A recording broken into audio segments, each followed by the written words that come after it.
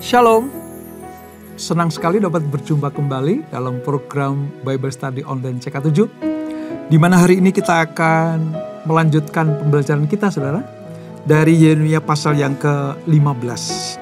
Sebenarnya, Yeremia 15 ini melanjutkan apa yang kita pelajari kemarin, Yeremia 14. Bagaimana Tuhan sudah menetapkan sebuah ketetapan untuk menghukum umat pilihannya. Dalam hal ini kerajaan selatan yaitu Yehuda. Karena Allah sudah sangat hilang kesabarannya atau cukup kesabarannya untuk menanti pertobatan. Menanti bangsa Yehuda itu kembali dari jalan yang jahat. Tapi ternyata tidak.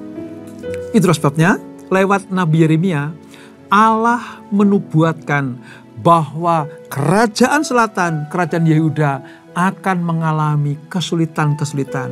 Ada musim yang kering, lalu mereka akan mengalami kedahsyatan yang ditimbulkan oleh perang akan menimpa mereka. Nah, seperti apa jalan ceritanya? Mari sebelum kita membaca dan merenungkan, kita minta Tuhan mengurapi kita. Roh Kudus menjamah kita. Kami datang kepadamu Tuhan, membawa korban pujian kami. Syukur kepadamu, Allah yang perkasa. Kau gunung batu, kekuatan kami. Kau Allah yang memberkati umat yang kau kasihi.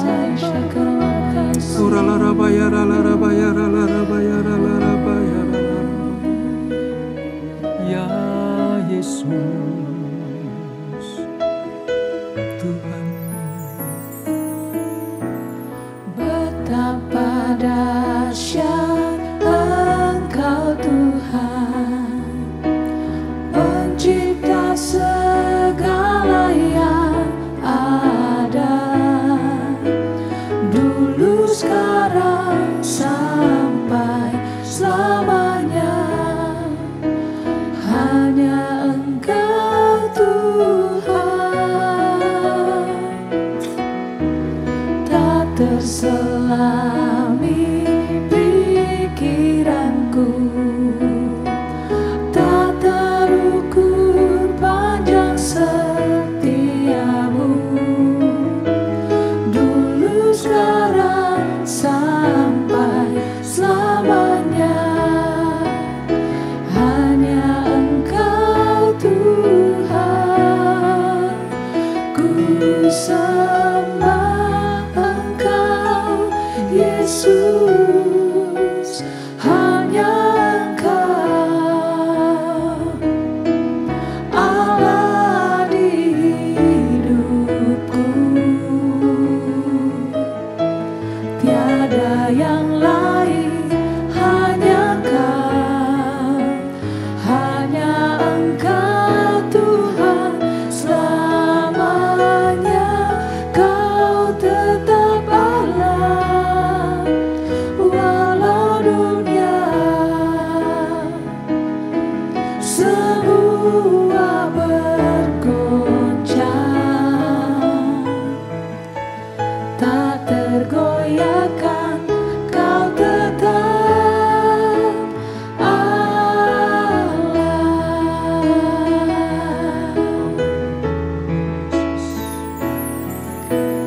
Betapa dahsyat Engkau Tuhan, pencipta segala yang ada, dulu sekarang sampai selamanya.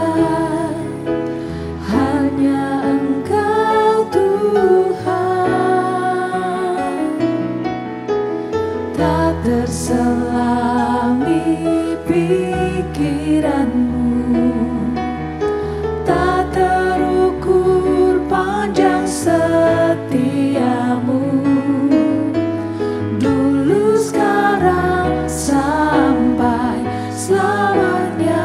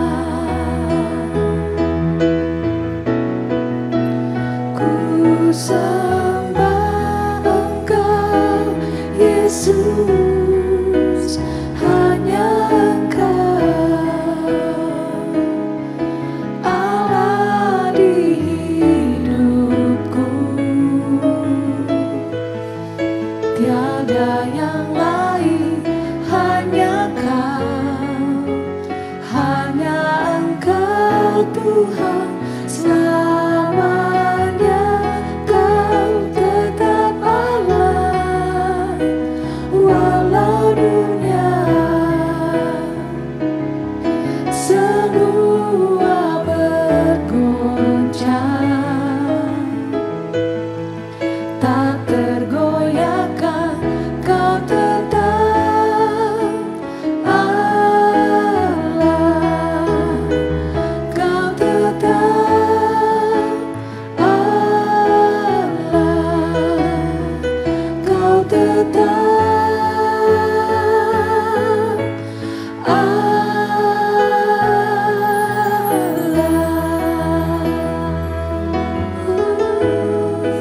Amin Tuhan. Hanya satu-satu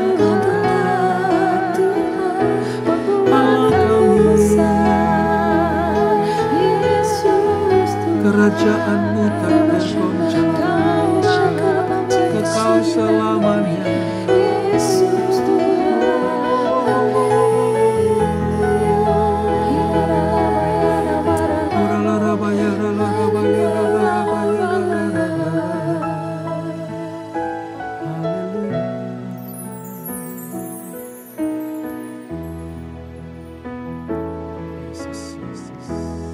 Bila Engkau tak besertaku,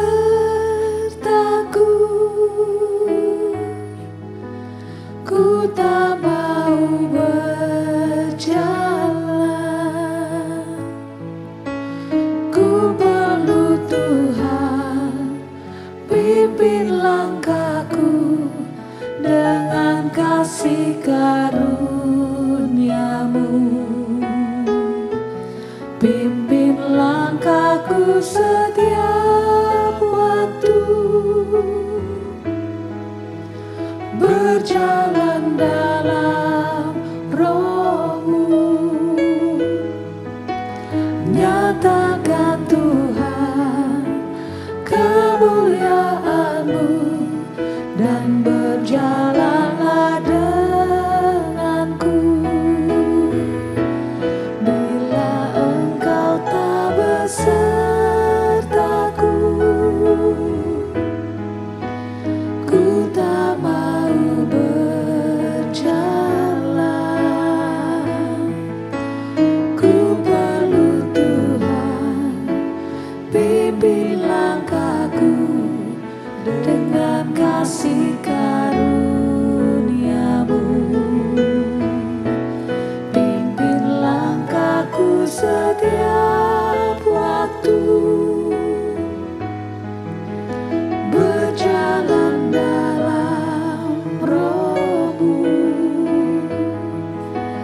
Nyatakan Tuhan kemuliaan-Mu, dan berjalanlah denganku.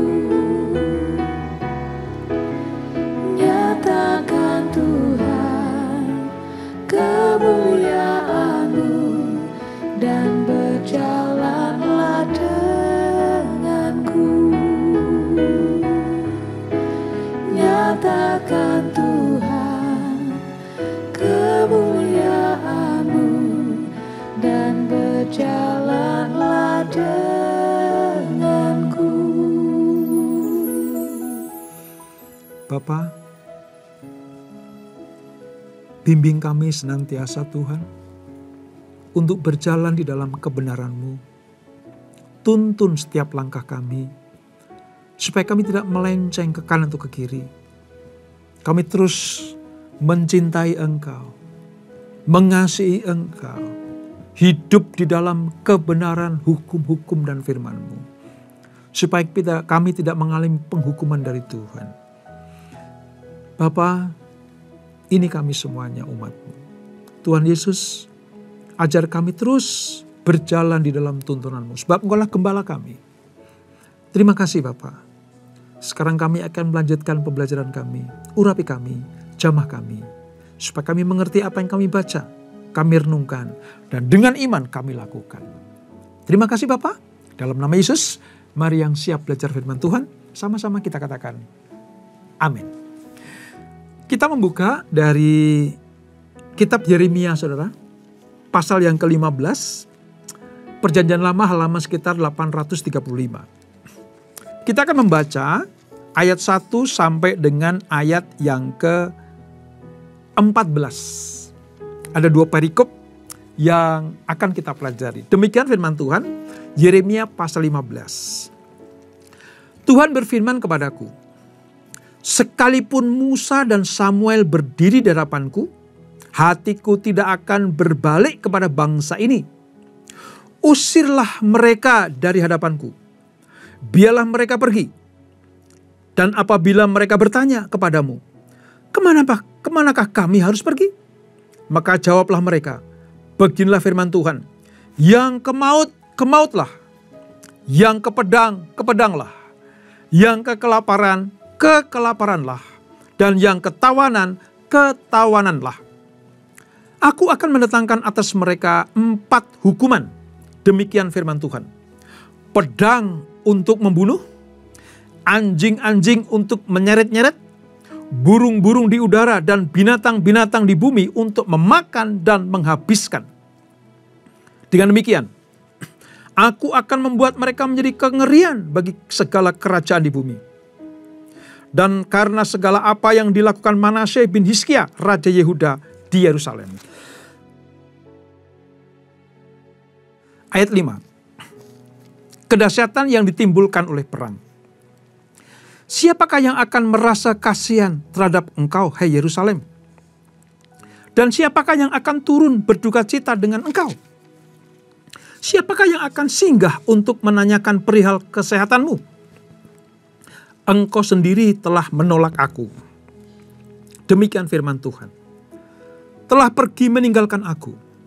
Maka aku mengacungkan tanganku dan membinasakan engkau. Aku sudah jemu untuk merasa kesal. Aku menampi mereka dengan tampi di kota-kota negeri. Aku membuat umatku kehilangan anak dan membinasakan mereka. Karena mereka tidak berbalik dari tingkah langkah mereka. Janda-janda di antara mereka kubuat lebih besar jumlahnya daripada pasir di laut. Aku mendatangkan ke atas ibu dan teruna suatu pembinasa pada tengah hari. Dengan tiba-tiba aku menurunkan ke atas mereka kegelisahan dan kekejutan. Maka meranalah perempuan yang sudah 7 kali melahirkan. Nafasnya mengap-mengap. Baginya matahari sudah terbenam selagi hari siang. Ia menjadi malu dan tersipu-sipu. Sisa mereka akan kuserahkan kepada pedang. Di depan musuh-musuh mereka, demikianlah firman Tuhan. Ayat 10 sampai dengan ayat 14, ini mengenai pergumulan Nabi Yeremia. Celakalah aku, ya ibuku, bahwa engkau melahirkan aku. Seorang yang menjadi buah perbantahan dan buah percederaan bagi seluruh negeri. Aku bukan orang yang menghutangkan, ataupun orang yang menghutang kepada siapapun. Tapi mereka semuanya mengutuki aku. Sungguh ya Tuhan, aku telah melayani engkau dengan sebaik-baiknya dan telah membela musuh di depanmu pada masa kecelakaannya dan kesesakannya. Dapatkah orang mematahkan besi-besi di utara dan tembaga? Dari utara dan tembaga? Harta kesayanganmu dan barang-barang perbendaharaanmu akan kuberikan dirampas sebagai ganjaran atas segala dosamu di segenap daerahmu. Aku akan membuat engkau menjadi budak musuhmu di negeri yang tidak kau kenal, sebab dalam murkaku telah mencetuskan api yang akan menyala atasmu. Nah saudara, pasal 15 dari kitab Yeremia ini adalah tentang kedahsyatan yang ditimbulkan oleh perang yang akan menimpa bangsa pilihan Tuhan, dalam hal ini kerajaan selatan yaitu Yehuda. Serta tadi kita melihat bagaimana pergumulan Nabi Yeremia ketika dia melihat bagaimana sengsaranya umat Allah akibat dari dosa mereka. Sehingga Tuhan menghukum bangsa pilihan itu. Pertanyaannya begini saudara. Mengapa Allah begitu tega menghabisi umatnya sehingga menimbulkan kengerian bagi bangsa-bangsa lain? Tadi kalau kita lihat bagaimana hukuman Tuhan bagi bangsa Yehuda ini membuat bangsa-bangsa lain itu ngeri, saudara. Saking pedihnya, saking beratnya hukuman Tuhan. Bahkan sang nabi pun, Yeremia sendiri, berduka karena penderitaan yang tak kunjung reda yang akan dialami oleh putri bangsanya, yaitu orang-orang Yerusalem. Sebab hukuman itu akan menimpa siapa saja. Tidak ada seorang pun yang akan luput dari penghukuman itu. Kalau kita lanjutkan membaca ayat yang ke-17 dan 18, saudara. Yeremia begitu ngeri. Sampai dia bilang begini, ibuku, mengapa aku dilahirkan? Celaka aku ini. Aku melihat bagaimana putri bangsaku, artinya orang-orang tebusan Allah, orang-orang pilihan Tuhan, bangsa Yehuda, umat yang dilayani oleh Yeremia, mengalami hukuman yang sangat-sangat berat dari Tuhan. Kemanapun mata memandang, yang dijumpai hanya apa? Mayat-mayat yang bergelimpangan. Akan ada perang di mana-mana. Akan ada kelaparan. Kalau kemarin pasal 14 ada musim kering, maka pasal 15 ini menandaskan betapa beratnya hukuman Tuhan itu. Para nabi dan para imam seakan-akan berada di negeri yang tidak dikenali lagi. Sebab kondisi dan situasinya jauh berbeda. Dari kesuburan, dari kemakmuran, dari kebenaran Tuhan ketika Yehuda masa-masa dipilih Tuhan sebelum mereka melakukan dosa dan pelanggaran. Akibat dari hukum yang tidak terperikan ini, saudara, apa yang terjadi? Yehuda berteriak-teriak. Yehuda tidak percaya bahwa Allah yang dipercaya, yang memilih mereka itu, sampai menjatuhkan hukuman seperti ini. Mereka sadar mereka berdosa. Yehuda sadar berdosa. Kerajaan itu sadar bahwa dari raja sampai umatnya, rakyatnya itu berdosa. Tapi mereka tidak membayangkan sedemikian ngerinya hukuman yang diterima atas keputusan Tuhan, atas amarah Tuhan itu. Bahkan dikatakan, teriakan pengakuan dosa mereka nggak didengar oleh Tuhan. Permohonan supaya dicabut hukuman ini. Dan agar Allah mengingat perjanjian mereka. Allah mengingat perjanjian dengan mereka itu. Tidak lagi dipedulikan oleh Allah. Coba saudara. Baca ayat 20 dan 21. Mari kita baca ayat 20 dan 21. Terhadap bangsa ini aku akan membuat engkau sebagai tembok berkubu dari tembaga. Mereka akan memerangi engkau. Tapi tidak akan mengalahkan engkau. Sebab aku menyertai engkau untuk menyelamatkan dan melepaskan engkau. Demikianlah firman Tuhan. Aku akan melepaskan engkau dari tangan orang-orang jahat. Dan membebaskan engkau dari genggaman orang-orang lalim. Artinya apa, saudara? Bahwa Tuhan sedemikian hebatnya menjatuhkan hukuman buat bangsa Israel. Kerajaan selatan ini. Sampai-sampai Allah harus melepaskan Yeremia ini dari akibat hukuman itu. Ngeri, saudara. Ngeri sekali. Pertobatan mereka sudah tidak didengar lagi oleh Allah. Pertobatan mereka sudah tidak berlaku lagi bagi Allah. Karena keputusan Allah final. Yehuda harus dihukum. Allah sudah tidak lagi mendengar perkataan bangsa Yehuda. Allah sudah muak, bahkan dikatakan jijik dengan segala tingkah laku. Bahkan ibadah mereka, persembahan mereka gak berlaku lagi di hadapan Tuhan. Saudara bisa melihat, kalau Allah sudah murka itu seperti itu, saudara. Kalau Allah sudah sampai batas-batas kesabarannya habis seperti itu. Allah tidak akan pernah membatalkan atau menunda-nunda penghukumannya. Sekalipun Musa dan Samuel ada di tengah-tengah mereka itu. Saking Allah sudah tidak peduli lagi.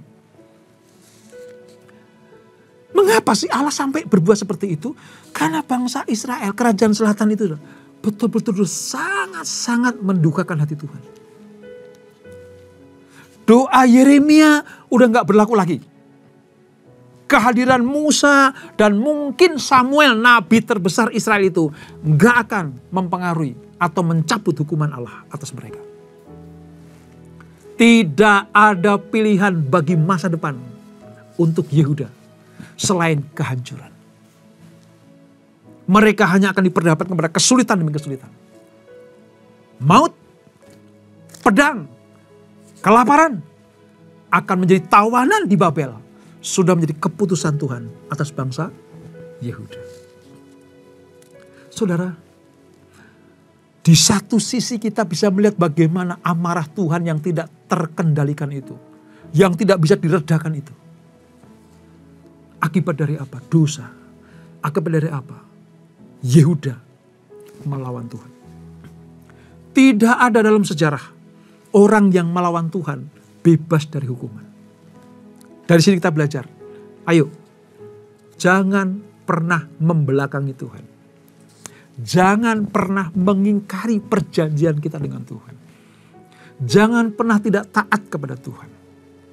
Jangan pernah kita menyakiti hati Tuhan. Jangan pernah mengecewakan Tuhan. Kalau kita tidak mau dihukum seperti bangsa Yehuda ini. Ini pelajaran yang penting buat kita semua. Kadang Allah masih membuka pintu rahmatnya. Supaya apa? Supaya orang-orang berdosa itu berbalik. Allah masih panjang sabar untuk menantikan pertobatan orang-orang berdosa. Tapi kalau waktunya Tuhan sudah selesai, kesabaran Allah sudah pada titik selesai, maka sehebat apapun usaha manusia untuk merayu Tuhan, untuk membatalkan keputusan Tuhan, nggak akan berlaku lagi. Kita belajar. Mari, kalau kita sadar diingatkan oleh Tuhan lewat Roh Kudus, ada sesuatu yang tidak benar di hadapan Tuhan, segera bertobat. Tinggalkan jalan-jalan yang jahat. Kembali kepada kebenaran, sesuai dengan hukum-hukum Allah. Supaya kengerian yang pernah dialami oleh Yehuda pada waktu itu, bukan hanya di Babel saja mereka ditawan. Tapi sebelum mereka dibuang pun mereka sudah mengalami masa-masa yang sulit. Musim-musim yang kering. Tidak ada makanan. Tertindas. Kelaparan di mana-mana. Bahkan perang itu menjadi bagian hidup mereka. Dan itu sangat-sangat membuat mereka tertekan luar biasa. Padahal mereka umat Allah loh. Mereka biji mata Tuhan. Tapi bagi Tuhan, keadilannya harus dilaksanakan. Bahkan untuk umat pilihannya sekalipun. Karena dosa yang dilakukan oleh Manasye, Raja Yehuda pada waktu itu, menyakiti hati Tuhan. Dan membuat seluruh bangsa Israel sungguh-sungguh hidup dalam kejahatan. Melebihi apa yang pernah dilakukan oleh bangsa Amori. Allah menyatakan seperti itu. Kejahatan Manasye yang membawa bangsa Yehuda itu, kerajaan selatan itu, berdosa. Bahkan dosanya melebihi bangsa-bangsa yang tidak mengenal Allah. Allah bukan hanya mendatangkan malapetaka untuk bangsa yang tidak mengenal Dia. Tapi Allah juga mendatangkan hukuman kepada umat pilihannya sekalipun. Karena mereka tidak mau menyembah Tuhan. Mereka menyakiti hati Tuhan. Mereka mendukakan hati Tuhan. Belajar dari peristiwa ini. Ayo, jangan pernah sekali-kali mengecewakan Tuhan. Nah saudara, kita juga akan melihat bagaimana Yeremia nabi yang setia. Tapi juga dia manusia biasa. Tadi dia seolah-olah meratap atas kehadirannya di muka bumi ini. Buat apa aku dilahirkan? Buat apa aku dipilih menjadi nabi? Kalau hanya akhirnya melihat kesengsaraan umat Allah yang kepadanya aku bernubuat. Cintanya Yeremia kepada Yehuda, kepada kerajaan selatan, itu membuatnya sedih, saudara. Karena apa? Harus terus menerus menubuatkan hukuman bagi bangsanya sendiri. Kalau bisa saya simpulkan, Yeremia itu sebenarnya nabi menubuatkan tentang hukuman bagi bangsanya sendiri. Betapa sedihnya nabi seperti ini, saudara. Betapa menderitanya nabi seperti ini. Di satu sisi dia melihat bagaimana bangsa pilihan Tuhan, ya bangsaku, kata Yeremia, akan ditindas, mengalami kesulitan, kelaparan, peperangan, dan nanti akan dihukum, dibuang ke Babel. Pedih rasanya hati ini. Dia harus menubuatkan tentang penghukuman itu. Rasanya tidak bisa keluar dari mulutnya, karena ini kesengsaraan yang besar. Tapi mau tidak mau dia harus lakukan, karena dia utusan Allah. Itu satu sisi. Di sisi lain, cintanya kepada Allah membuat ia terus hidup di dalam ketaatan. Berita penghukuman seberat apapun tetap harus dinyatakan. Berita penghukuman yang dahsyat harus diberitakan. Yeremia tidak mengubah keputusan Tuhan, tidak mengubah atau merevisi setiap nubuatan yang Tuhan ingin dia ucapkan kepada bangsa Yehuda. Yang keluar nubuatan dari Yeremia adalah kebenaran. Sekalipun sangat memedihkan hatinya. Selayaknya nabi yang benar itu seperti itu. Tidak sungkan-sungkan menyatakan dosa kepada umat yang kepadanya Allah mengutus supaya bernubuat. Kesalahan-kesalahan harus disingkapkan. Seperti zaman sekarang ini, saudara. Kalau ada gereja di mana gembalanya mengasihi Tuhan dan umatnya, maka kalau umatnya berdosa, jemaatnya bersalah, domba-dombanya melenceng, ya dengan pedih hati dia harus menyampaikan. Mungkin dengan menahan rasa pedih dan sedih itu. Harus disampaikan. Karena ini utusan Tuhan. Nggak enak. Menyampaikan hukuman Tuhan kepada umat Allah itu gak enak, saudara. Bisa ditolak loh. Bisa dikucilkan loh. Bahkan bisa dirajam. Tapi bagi Yeremia, sekali Allah mengutus untuk mengatakan seperti itu, dia akan lakukan. Di satu sisi, dia tidak tega melihat umatnya menderita. Tapi di sisi lain, dia menghormati Tuhan. Kita belajar dari Nabi Yeremia. Apapun tugas saudara dan saya sebagai pengemban amanat agung, menyampaikan kebenaran firman Tuhan sesuai dengan kehendak Allah. Tidak sesuai dengan mau-maunya kita. Nubuatan tidak boleh melenceng dari keputusan Tuhan. Tidak seperti nabi-nabi palsu, para penyesat-penyesat yang pekerjaannya cuma apa? Menina bobokkan iman orang-orang percaya. Supaya apa? Terlena terhadap kehidupan yang benar. Jauh dari kehidupan yang kudus. Tidak mau diproses Tuhan. Tidak mau hidup dalam jalur-jalur kebenarannya Allah. Nabi palsu hanya menina bobokkan umat Allah. Supaya apa? Melanggar titah Tuhan. Berbeda dengan nabi seperti Yeremia. Nabi yang benar. Menyampaikan kebenaran walaupun dengan rasa yang pedih. Tapi itu adalah kebenaran. Ini yang kita pelajari, saudara. Allah mencari orang-orang seperti itu.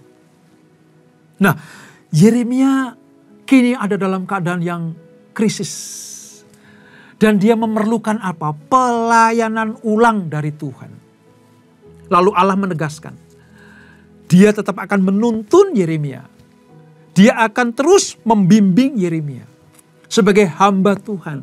Sebagai nabi bagi umat Allah. Untuk menyampaikan nubuatan dan janji-janji Allah. Dan saudara tahu, hal itu tidak mudah bagi Yeremia. Sebab Yeremia pun manusia biasa, saudara. Yeremia tetap manusia biasa. Sama seperti saudara dan saya. Kalau kita merasakan bagaimana susahnya, pedihnya, beratnya tekanan untuk menyampaikan kebenaran.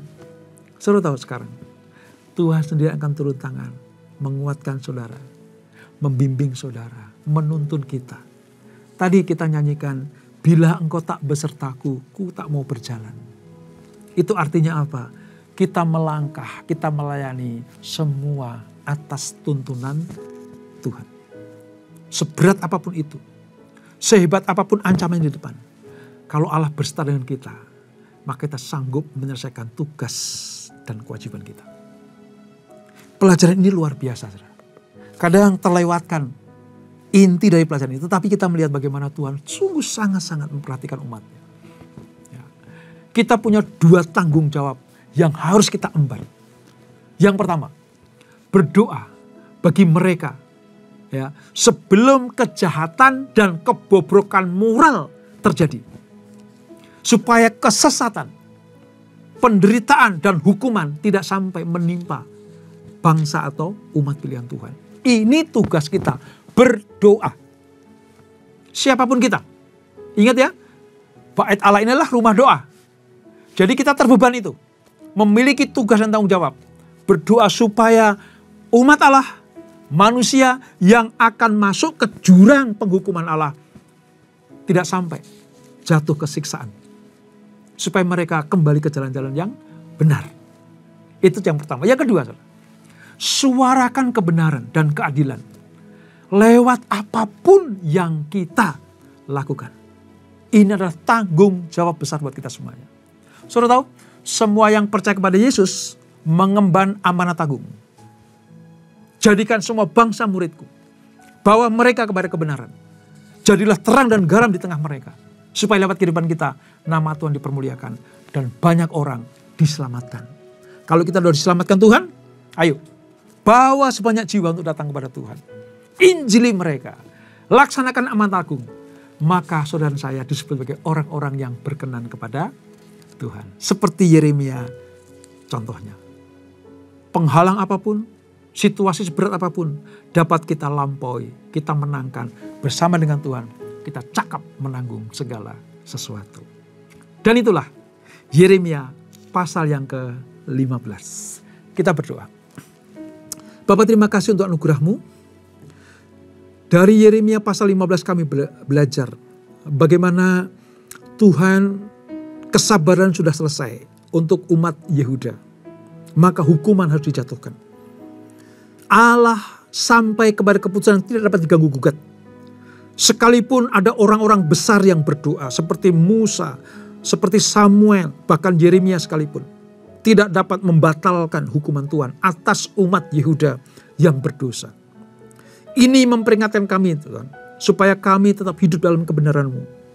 Berjalan di dalam titah-titah-Mu. Tidak melenceng ke kanan ke kiri. Supaya kami disebut sebagai orang-orang yang berbahagia, yang mendapatkan anugerah keselamatan dan berkat kelimpahan daripada-Mu. Kami juga belajar dari Yeremia yang memiliki tanggung jawab besar. Bukan hanya sekedar menyampaikan pesan nubuatan, tapi memiliki hati yang terbeban untuk orang-orang yang menuju kepada kebinasaan kekal. Supaya kami berdoa buat mereka, membawa mereka datang kepada Tuhan, melaksanakan amanat agung seperti yang Tuhan perintahkan buat kami semuanya. Kuatkan kami Tuhan, berikan kami kesanggupan, supaya kami membawa amanat agung ini kepada bangsa-bangsa. Lewat kehidupan kami nama Tuhan dipermuliakan dan banyak jiwa-jiwa diselamatkan. Terima kasih Bapak. Sebelum kami berpisah, kami siapkan hati kami untuk terima berkat yang daripada-Mu. Kasih-kasih Kristus arahkan hatimu pada Tuhan. Terimalah berkat kasih anugerah dari Allah Bapa yang berlimpah-limpah. Di dalam Anaknya yang tunggal Tuhan Yesus Kristus. Dan persekutuan yang manis dalam Roh Kudus menyertai kita semuanya. Mulai saat ini sampai Maranatha. Tuhan Yesus datang untuk yang kedua kali menjemput kita semuanya. Bertemu di awan-awan yang permai. Menikmati kemuliaan kekal sampai selama-lamanya. Yang diberkati. Sama-sama kita katakan amin. Tuhan Yesus memberkati.